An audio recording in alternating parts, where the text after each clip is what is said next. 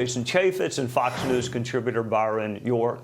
Welcome to you both, gentlemen. Byron, is this what the framers had in mind, drawing lines to maximize political advantage? I mean, the framers didn't even mention political parties. They feared factions, and now both seem to be dominating the discussion.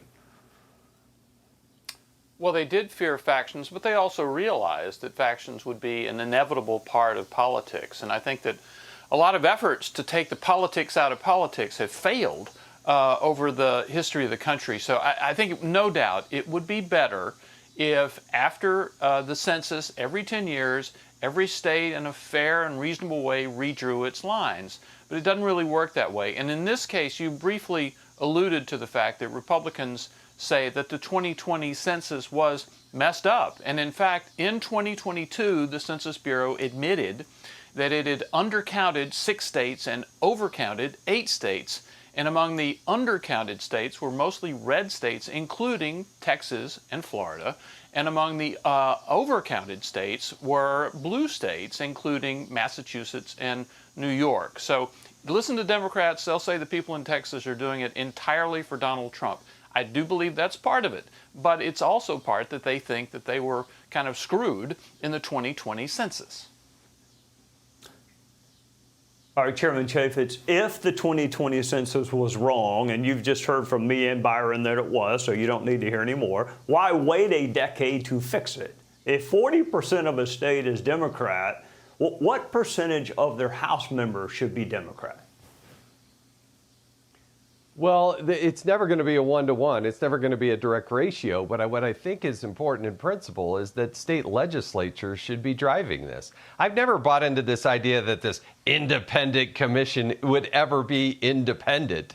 That's just not true. If you bring the vote as close to the people as possible, you would do that through your state legislature. And if you're not happy with the way they're operating, go talk to your local representative or your state senator or even your governor. So states have the ability to do that. That's what they did in Texas. That's not what they're doing in California, by the way, but that's the best way to do it. And then when all else fails, judges get involved, which they don't want, and frankly, we don't want. Byron, pressure will come to nearly every state now. Donald Trump won South Carolina overwhelmingly, but Kamala Harris got 40% of the vote. And there's talk of redrawing lines solely to eliminate the one Democrat House member in South Carolina.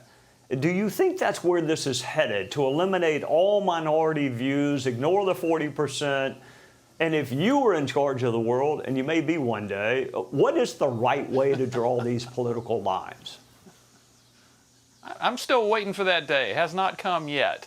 Look, I think the best way to do it, even though it's a flawed way, has been to do it on the basis of the census every year. I agree totally with Jason. It should be a matter of the state legislature. On the other hand, in California, they decided to go another route, and they created a redistricting commission, allegedly nonpartisan. The voters voted for it twice, so it's something that voters in California wanted. And now, because of what happened in Texas with Republicans, Gavin Newsom, the Democratic governor of California, who is running for president, said, well, we have to do something to redistrict California to get more blue votes and counterbalance what was done in Texas. So what we're going to do is we're going to take that independent commission that all of you voters approved of, and we're going to put it aside for 2026 and 28, and then after the 2030, we'll bring it back, and we'll start doing it by the rules then. That's a really bad way to do things.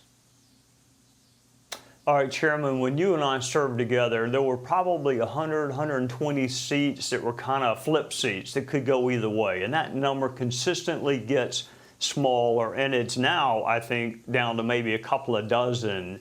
Is that, in your judgment, healthy long-term for the Republic, that everything's a primary now? Or how would you kind of decrease the polarization that exists in the House? It's a little different from when you and I served.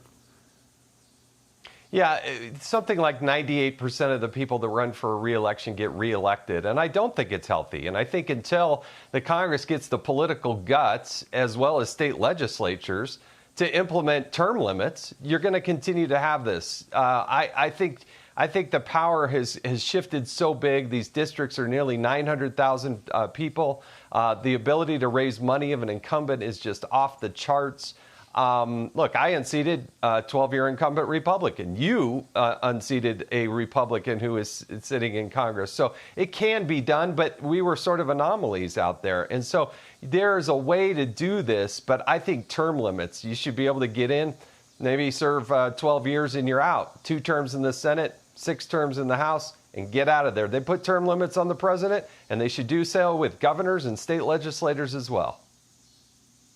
You know, JC, you and I also left unindicted and undefeated, which is unusual. Byron, I'm going to let you call Gavin Newsom and let him know that Mike Johnson has nothing to do with redistricting. So I'll let you give the civics update. Otherwise, both of y'all have a great remainder of your weekend, and thank you for loaning us your expertise on a Sunday night. Hey, Sean Hannity here. Hey, click here to subscribe to Fox News YouTube page and catch our hottest interviews and most compelling analysis. You will not get it anywhere else.